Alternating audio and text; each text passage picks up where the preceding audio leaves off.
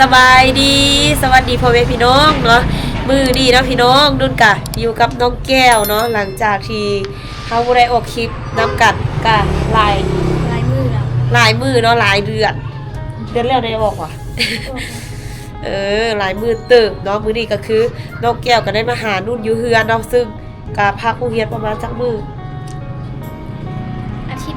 พักอาทิตย์หนึ่งเนาะพักอาทิตย์หนึ่งประมาณ7 มื้อเนาะก็คืออยู่หมู่บ้านของนุ่นนะทุกๆปีเนาะจะมีการจัดบุญกินเจียงท้ายปีบุญเกลอเนาะบุญกระมุของนุ่นเองเนาะแต่ว่าบุญกระมุนี่จะเป็นประมาณท้ายเดือน12เข้าไปเดือน1เนาะเข้าไปปีใหม่เลยแหละแต่ว่าบุญมกนะแต่ละปีเขาเจ้าจะเริ่มเดือน11เข้ามาเดือน12เนาะแต่ว่าปีนี้ก็พิเศษหน่อยนึงเนาะก็เริ่มแบบว่าจัดแจงมือนี่แหละเขาเจ้าจะลิ้นบุญกินเจียงเป็นปกติเลยเนาะเป็นประมาณ 3-4 มื้อนี่แหละเขาเจ้าจะลิ้นแต่ว่าช่วงนี้ก็คือเป็นเขาเจ้าว่าโนเปเจ้าเนาะแล้วก็แบบว่าคลับอยู่บ้านเนาะ3 มื้อเนาะยังบ่เห็นคนโลหลายปานใดเทื่อถ้าแล้วนี่นะหลังจากอีก3 มื้อนี่โอ้ยคนโลเต็มและกลางทางเนาะรถนี่โอ้ยบ่หลายเนาะอยู่หมู่บ้านนู่นเขาเจ้าลงมาแล้วก็มีเดินบอลจัดบุญกินเจียงคือแต่ละปีที่นุ่นพาพี่น้องไปเที่ยวนั่นแหละมื้อนี้ก็นุ่นก็สิพาพี่น้องเนาะไปเบิ่งบ้านนกแก้วเนาะซึ่งบ้านนกแก้วก็คือถูกทุบไปแล้วจ้าพี่น้องเดี๋ยวสิเป็นเท่าใดเนาะนุ่นก็สิพาพี่น้องไปเบิ่งกับนกแก้วกันเลยเนาะเพราะว่าเมื่อวานนี่ก็นุ่นก็บ่ได้อยู่บ้านเนาะได้ไปป่าไปหยังหั่นน่ะบ่ได้เจอกับนกแก้วซ้ำเนาะเดี๋ยวจะเป็นเท่าใดก็ไปเบิ่งกันเนาะพี่น้องไป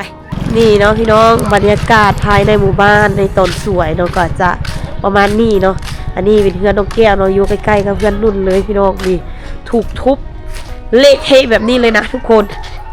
ก็คือถูกทุบเมื่อวานนี่เนาะพี่น้องเด้เอานกแก้วไปอันนี้ก็เป็นลุงเขาเนาะที่เป็นในสร้างอยู่บ้านนี่เมื่อวานนี่ก็คือชาวบ้านเนาะคนอยู่ในหมู่บ้านนี่พากันมาซวยกันเนาะ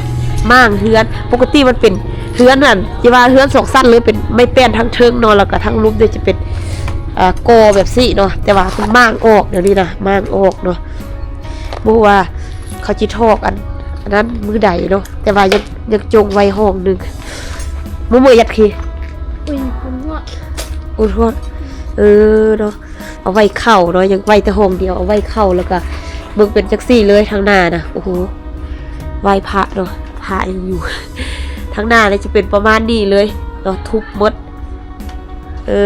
เนาะทุบประมาณนี้ดิทางหลังก็เป็นแบบซี่เนาะเขาเจ้ายังนอนอยู่ดีคือเก่าแต่ว่าก็คือพี่น้องเห็นนี่แหละทุบพังหมดบ่ขยันการระยะสั้นเด็กน้อยขึ้นมาอยู่เฮือนเด็กเฒ่าอยู่เทิงเนาะนกแก้วกับไผ่แก้วแล้วก็อันทิพย์อันลา3 คนพ่อแม่แล้วผู้ใดนอนอยู่พี่สันพ่อเฒ่านอนอยู่พี่คนเดียวเด้หลังปู่นอนอยู่ดิมือวานนี่เนาะเขามากญาติพี่น้องเนาะทั้งพ่อนู่นอะไรทำไมกับมาซวยกันมากเลยมากองอย่างซี่เนี่ยพ่อเฒ่านอนอยู่ดิเรานอนนี่เนี่ยเฝ้าเครื่องนี่แหละมีตู้เย็นมีอย่างจังซี่เนาะนี่เครื่องคงสีอะไรทำไมเนาะพระเจ้าก็นอนเฝ้าก็สบายอยู่มันนอนอยู่ดีมีห้องนอกห้องน้ำเนาะแคบเนี่ยมันติดกับเพื่อนกับเจ้าเนาะนี่ขั้นในเพื่อนหลังเดียวนี่เป็นเพื่อนของนุ่นมากอย่างซี่ทุบเบิดเนาะทุบมือบ้านนี่เนาะเป็นเพื่อนหลัง2 สั้นแต่ว่าทุบเนาะชีตั้งไม้เนาะเพราะว่าหลังนี้มันอยู่ต่ำนะนี่ทั้งนี้สูงเนาะทั้งฝุ่นมันต่ำแล้วก็เวลาฝนตกจะมีน้ำท่วมตลอดเนาะมีน้ำขังนะเขาเฮือนเนาะเพราะว่าทั้งหน้าฝุ่นมันต่ำนะก็เลยได้ทับเนาะอยากแต่เฮือนหลังนี้อยากต่ำเลยจริงมีแต่เฮือนเฮาทั้งฝุ่นอยากสูงหมดเนาะนี่ความแดดเนาะก็สวยเดี๋ยวพาพี่น้องมาเบิ่งประมาณนี้เลยเนาะเฮือนนกแก้วกำลังถูกทุบเนาะเพื่อนนู่นเลยน่าจะเป็นปีหน้าปีในเนาะเพื่อนน้อยๆจะทุบ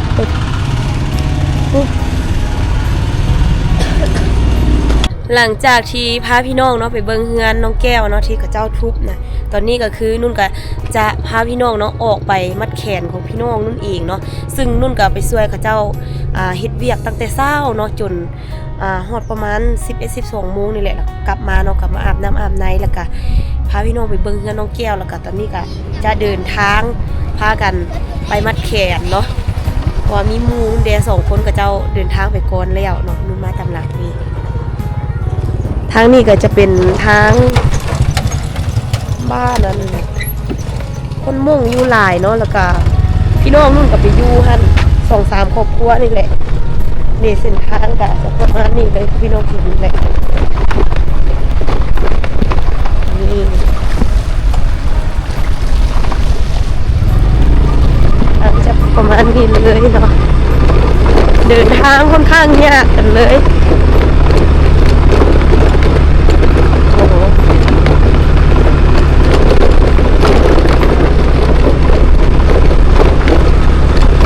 สิเดินทางได้พวกนี้ได้อาจจะน่าเชื่อโอ้ยค่ะดีกับเจ้าแตงสุดแตงตัวม่วงไปดินลองไปซื้อเครื่องกลับมาทางแบบนี้เนี่ยขี่รถตกรถอย่างเดียว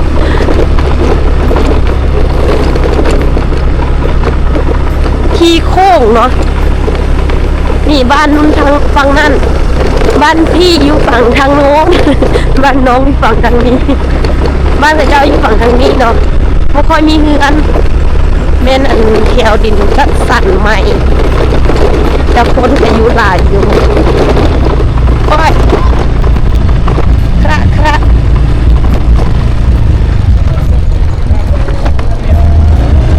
ดี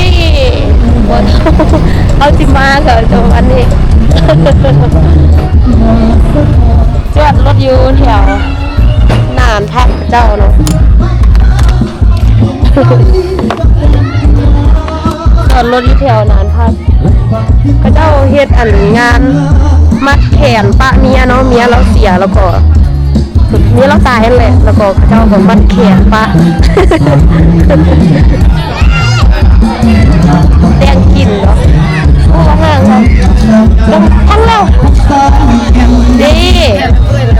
แกงสิ้นหมูใส่ผักกาด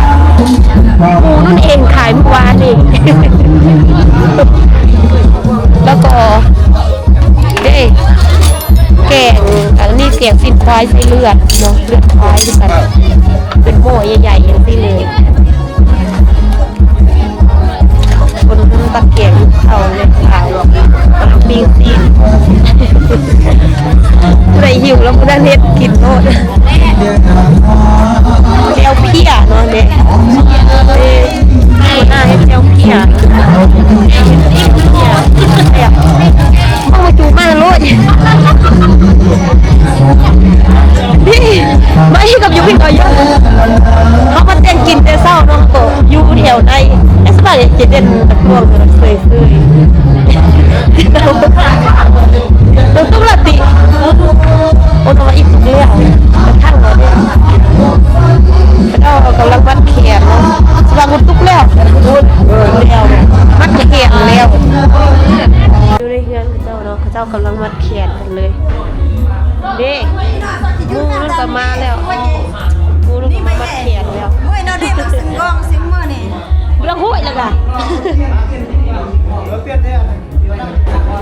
นี่ก็เจ้ากำลังมามัดแขนเนาะคำนี้จับตุ๊กอะไรเนี่ยเฮ็ดมือไปใหญ่เลียนอีจ้าปืนมือยัดลูกเกินเป็นตุ้งยาวปลาน้ำโอ้เด็กมันจัดเนี่ยพอเลยจนตักเตะสิงกองเลยปลาทับแกมือได้เนี่ยนึ่งอันมือนอกใส่จ่อยวันเนี่ยนมแก้มือเลย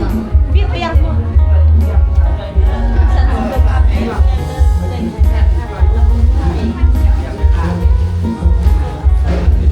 อันนตึ๊บสิงกองเลยหนึ่งกับ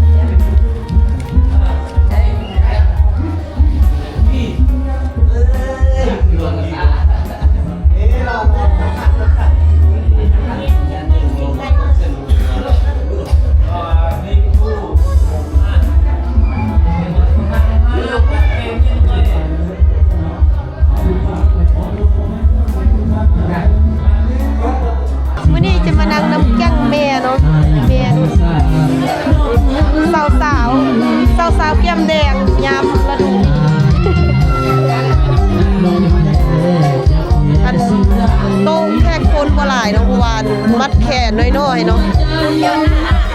ประมาณนี้นักห้องนี่เนาะมัดแขนแล้วเขาจะออกมานั่งกินข้าวอยู่เนาะประมาณนี้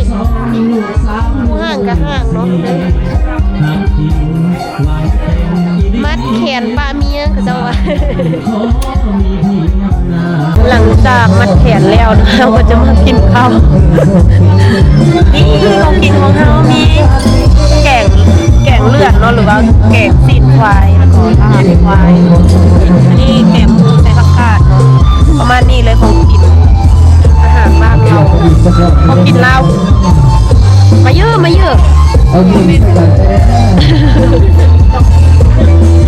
ม่ใช่3 คนนะมึงมีผู้บ่าวเนาะไม่ใช่ผู้สาวมึงมีผู้บ่าวผู้บ่าวนั่งโตอยู่แคมป์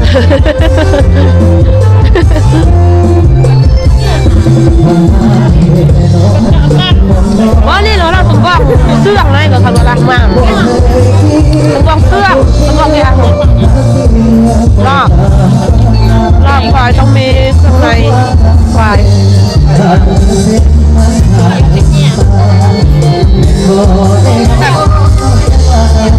แต่แบบคนนี้ค่ะ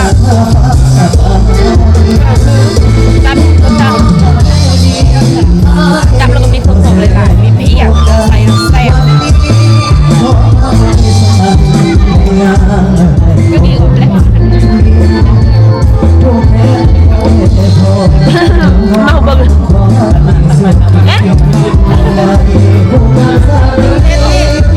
มันนี่ต้องรู้เลยเนาะมัน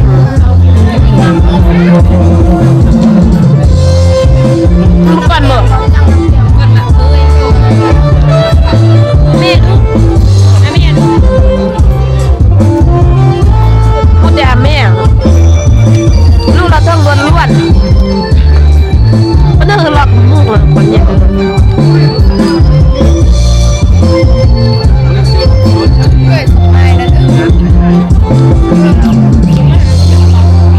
ันเรื่องเลยนะเดี๋ยวเราเนี่ย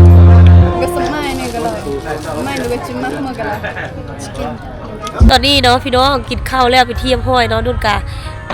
ขี่รถออกมาแล้วเราจะกลับบ้านเพราะว่านุ่นเองก็ต้องได้ไปเกือบเป็ดเกือบไก่เนาะก็คือมื้อนี้กะไปมัดแขนของญาติพี่น้องนุ่นเนาะที่เขาเจ้าเฮ็ดตามฮิตของประเพณีก็คือเราเคยแต่งงานไปแล้วแต่ว่าเมียของเราน่ะตายหรือว่าเสียนั่นเองเนาะเราวันนี้เรามาเอาเมียใหม่ก็คือเรามาเอาเมียใหม่ต้องได้มัดแขนปะเมียเก่าเนาะจึงได้เอาเมียใหม่เพราะว่าเราอะนอนยามใดกับฝันเห็นแต่เมียเก่าขนาดมาหาตัวเองเนาะก็เลยแบบว่ามีแนวเจ็บแนวเป็นตลอดเราก็เลยทำบูสู่ขวัญมัดแขนตัดขาดจากเมียเก่าแล้วก็เอาเมียใหม่เนาะมื้อนี้ก็คือมีแต่ญาติพี่น้องเนาะมามัดคู่สู่ขวัญให้เราเนาะแล้วก็อวยพรให้เราอยู่ดีมีแฮงสุขภาพแข็งแรงนั่นแหละคือพี่น้องเห็นเนาะก็คือเฮาก็ไปมัดทั้งหมดครอบครัวเนาะเพราะว่าจะเป็นนุ่นแล้วก็พ่อแม่ของนุ่นเนาะก็พากันไปคือกันแล้วก็เฮาก็มัดแขนแล้วเป็นที่เรียบร้อยกินข้าวกินน้ำน้อยนึงนุ่นก็ออกมาเนาะเพราะว่าสิได้ไปเกือบเป็นใกล้เกือบบูอยู่สวนพุทธพ่อแม่ก็ถือว่ายังสิมวนซื้อน้ำกับเจ้าเนาะหากับมากินข้าวดอกตีน่าจะประมาณ 3-4 โมงแล้วพี่น้องเนาะแต่ว่าคลิปวิดีโอนี้นุ่นขออนุญาตปิดเพียงเท่านี้แล้วขอบใจพ่อแม่พี่น้องที่เข้ามาติดตามรับชมคลิปนุ่นจนจบและคอมเมนต์ให้กำลังใจนุ่นตลอดมาเนาะขอบใจขอบคุณหลายๆด้วยพี่น้องกันเด้อแม่